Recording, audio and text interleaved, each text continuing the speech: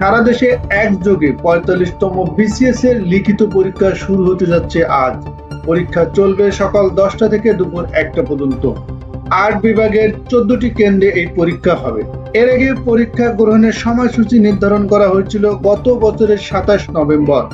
গত ৯ জানুয়ারিতে পিএসসির এক বিজ্ঞপ্তিতে ৪৫তম বিসিএস পরীক্ষা ২০২২ এর লিখিত পরীক্ষা এই পূর্ণ নির্ধারিত সময়সূচি প্রকাশ করা হয়। বিজ্ঞপ্তিতে বলা হয় দেশের ৮টি বিভাগের পরীক্ষা কেন্দ্র থাকবে।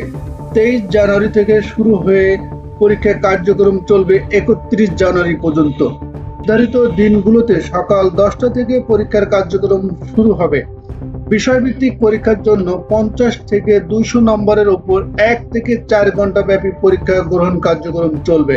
এর আগে গত বছর ১৯ মে এই বিসিএস এর প্রিলিমিনারি পরীক্ষা অনুষ্ঠিত হয়েছে। পরে ৬ জুন প্রকাশিত ফলাফলে ১২,৭৮৯ জন প্রার্থী উত্তীর্ণ হয়েছেন। এই বিসিএস থেকে ক্যাডার ও নন ক্যাডার পদে ৩,৩৩১ জনকে নিয়োগের সুপারিশ করা হবে।